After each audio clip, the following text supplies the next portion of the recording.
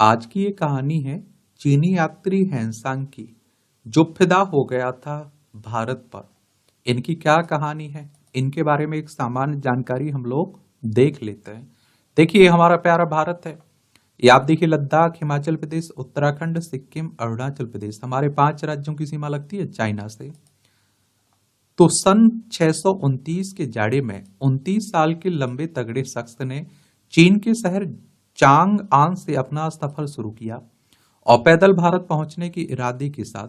ये यात्रा करने का शायद सही समय नहीं था, क्योंकि चीन में गृह युद्ध छिड़ा हुआ था और वहां की सड़कों पर डाकुओं और लुटेरों का बोलबाला था।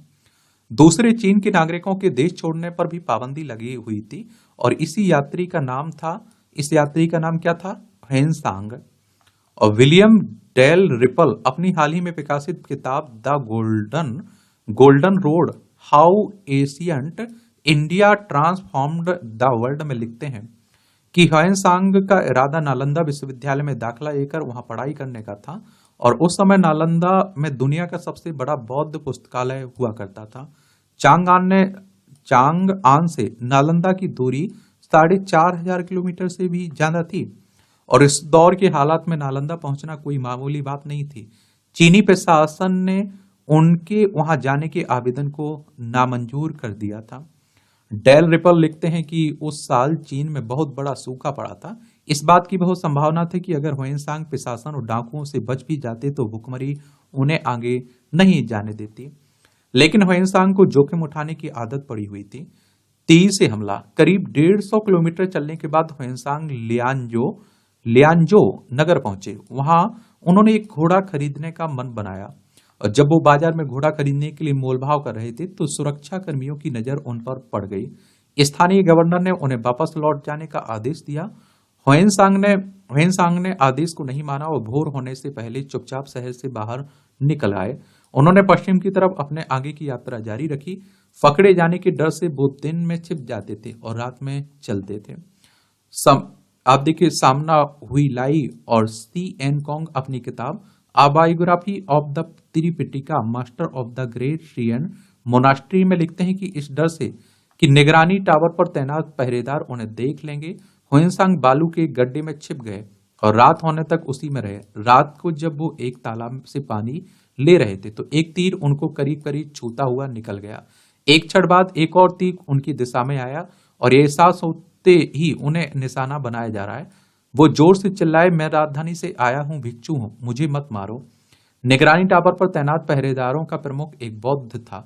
हालांकि उसे ह्वेनसांग को गिरफ्तार करने के आदेश मिल चुके थे, लेकिन उसने उसकी मदद करने का फैसला किया और उसने उन्हें खाना खिलाया और बताया कि वो किस रास्ते से जाए जहां उन्हें पकड़ा नहीं जा सकेगा। कुछ दूरी तक वो उनके साथ भी गया। डाकुओं ने घेरा। इसके बाद ह्वेनसांग ने मोहेयान, रेगिस्तान, पामीर दर्रा और समरकंद और बामियान होते हुए जलालाबाद के पास से भारत में प्रवेश किया। मैदानी इलाके में पहुंचकर गंगा नदी में वो एक नाव पर सवार हुए और उनके साथ 80 और यात्री थे। करीब आप देखते हैं कि 100 मील चलने के बाद वो एक ऐसी जगह पहुंचे जहां नदी के दोनों तट पर अशोक के ऊंचे ऊंचे पेड़ थे। अचानक उन पेड़ों के बीचों से डाकुओं का एक गिरोह सामने आकर प्रकट हुआ। वो बहाव के विपरीत नाव चलाते हुए उनकी तरफ बढ़ने लगा। ह्वेनसांग की नाव के लोग इतने डर गए कि उनमें से कुछ लोगों ने नदी में छलांग लगा दी। डाकुओं ने उनकी नौका को किनारे चलने के लिए मजबूर किया। वहां पहुंचकर उन्होंने नौका पर सवार लोगों से अपने कपड़े उतारने की कहा ताकि रत्नों आभूषणों की पहचान की जा सके। ये आप देखिए, स्मना हुई लाई और आप देखते हैं कि सी एन कॉन्ग लिखते हैं कि वो डाकू देवी के उपासक थे। वो शरद ऋतु में देवी के सामने खट्टे कट्टे आकर्षक व्यक्ति की बलि चढ़ाया करते थे। ह्वेनसांग को देखते ही उन्होंने आंखों आंखों में बात की और कहा, पूजा नजदीक है, क्यों ना हम इसकी बलि चढ़ा दें। काली आंधी ने बचाया तो बलि के लिए एक मंडप तैयार किया जाने लगा। ह्वेनसांग ने तनिक भी आवाज नहीं दिया और आप देखिए कि उन्हें किसी तरह का डर है। उन्होंने उनसे अपनी अंतिम प्रार्थना करने की अनुमति मांगी और इसके बाद वो ध्यान में चले गए।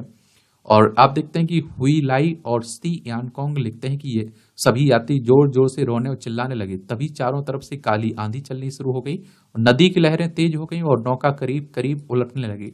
डाकुओं ने यात्रियों से घबराकर पूछा, ये साधु कहाँ से आया, इसका नाम क्या है? तो इसके बाद जो हुआ उसका विवरण काफी दिलचस्प है। यात्रियों ने जवाब दिया, ये साधु धर्म की तलाश में चीन से आया। आंधी आने का मतलब है कि देवी तुमसे नाराज हो गई है। तुम तुरंत माफी मांगो, नहीं तो तुम बर्बाद हो जाओगे। डाकुओं ने एक एक करके हुएनसांग से काफी माफी मांगी। वो उनके सामने लेट गए, लेकिन हुएनसांग आंखें बंद किए बैठे रहे। जब उन्होंने उन्हें छुआ तब उन्होंने अपनी आंखें खोली। नालंदा में अभूतपूर्व स्वागत। 6 साल तक लगातार चलने के बाद हुएनसांग ने उस धरती को छुआ जिस धरती पर कभी गौतम बुद्ध चले थे। पहले वो श्रावस्ती पहुंचे, फिर सारनाथ गए जहां बौद्ध ने अपना पहला उपदेश दिया था। इसके बाद वो पाटलिपुत्र गए जहां अशोक ने बौद्ध धर्म ग्रहण किया था। इसके बाद वो बुद्ध की जन्मस्थली कपिल वस्तु होते हुए बौद्ध गया पहुंचे। लेकिन वहां उन्हें देखकर आश्चर्य हुआ कि जिस पेड़ के नीचे गौतम बुद्ध ध्यान पर बैठे थे अब वो वहां नहीं था। बौद्ध गया पहुंचने के 10 दिन के बाद 4 बौद्ध साधुओं का एक दल उनसे मिलने पहुंचा। विलियम डेल रिम्पल लिखते हैं कि वे लोग उन्हें अपने साथ बौद्ध गुरु सीलभद्र के पास ले जाने आए थे, जो नालंदा में उनका इंतजार कर रहे थे। जैसे ही हुएनसांग नालंदा विश्वविद्यालय पहुंचे, करीब 200 सन्यासियों और 1000 लोगों ने उनका स्वागत किया। उनके हाथ में पताकाएं, सुगंधित अगरबत्तियां थीं और उस समय नालंदा में दाखिला हो पाना बहुत मुश्किल होता था। इसके लिए कड़ी परीक्षा ली जाती थी। नालंदा विश्वविद्यालय की भव्य इमारत।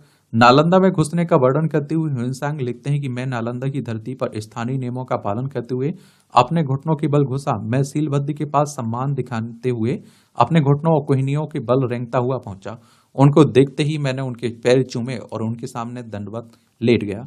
नालंदा विश्वविद्यालय के परिसर को 6 राजाओं ने बनवाया था। इसका एक प्रवेश द्वार था, लेकिन इसके अंदर अलग अलग चौक थे और जिन्हें 8 विभागों में बांटा गया था। आप देखिए, हुइलाई और सी यानकोंग लिखते हैं कि बीच में साफ पानी का तालाब था जिसमें नीले कमल के फूल खिले हुए थे। प्रांगण के अंदर चंदन के पेड़ थे और बाहर का इलाका घने आम के बागों से भरा हुआ था।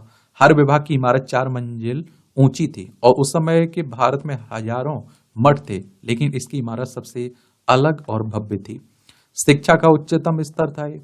तो हिमसांग धीरे धीरे सभी विज्ञान कक्षों, स्तूपों, मंदिरों और आप देखिए 300 कमरों में गए जहां 10,000 भिक्षु छात्र रहा करते थे।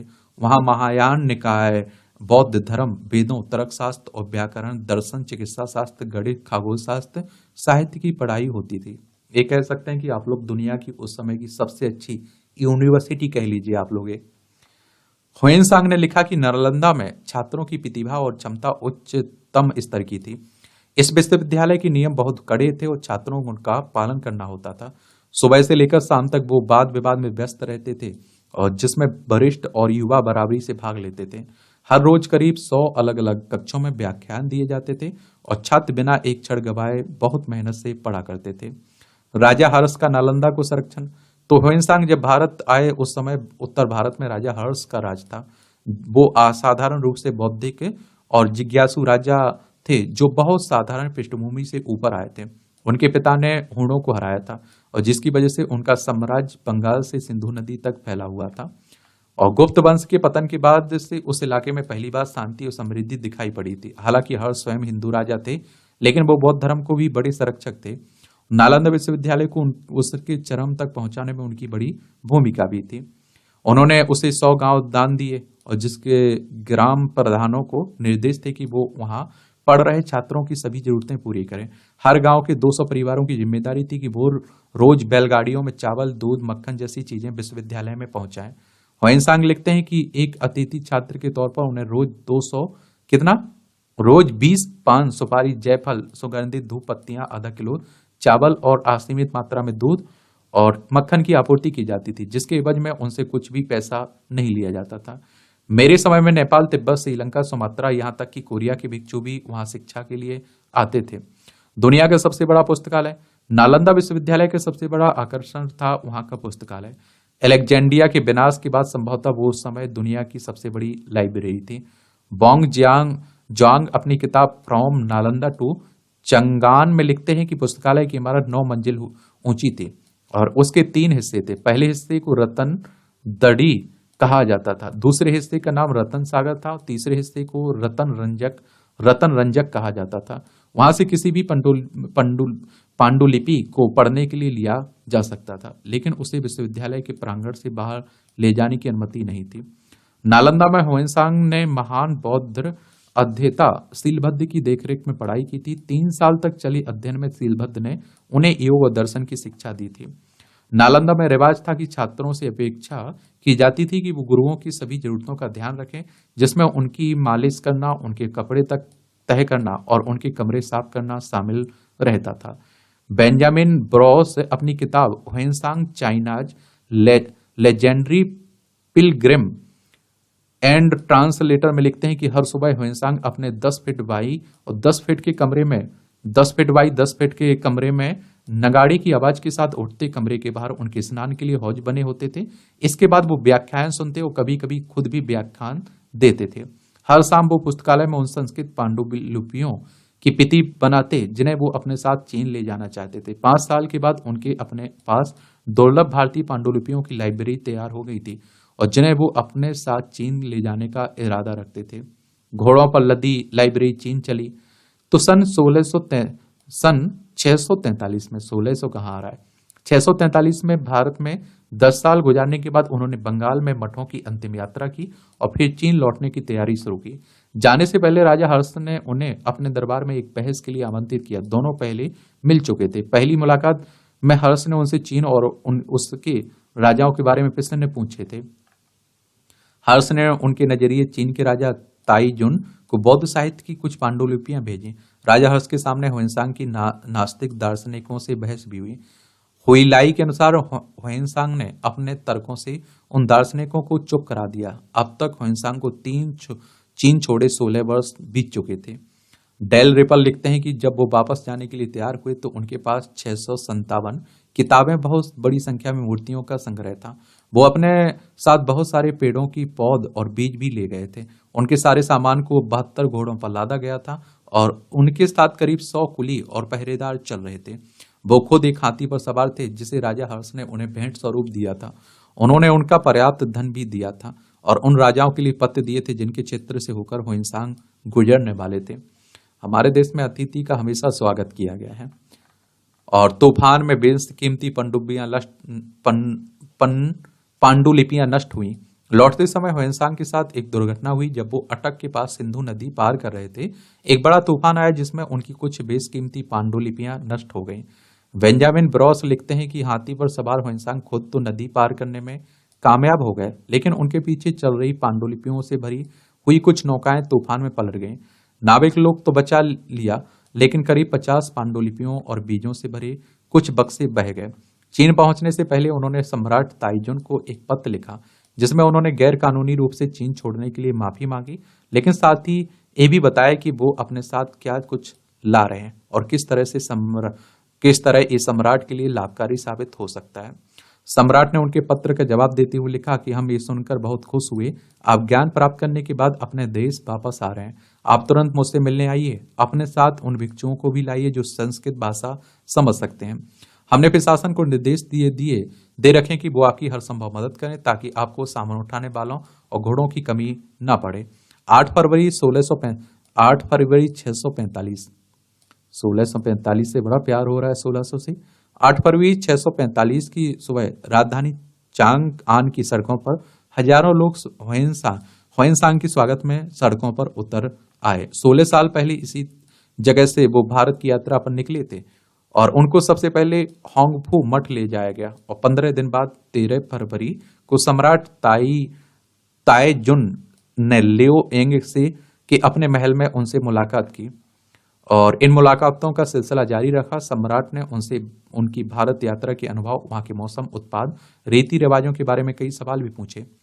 स्टैनली वीनस्टीन अपनी किताब बुद्धिज्म अंडर द टैंग में लिखते हैं कि राजा ने उन्हें अपनी सरकार में शामिल होने का न्योता भी दिया, लेकिन हुएनसांग ने उसे ये कहते हुए अस्वीकार कर दिया कि सरकारी अधिकारी के लिए जरूरी प्रशिक्षण उनके पास नहीं है।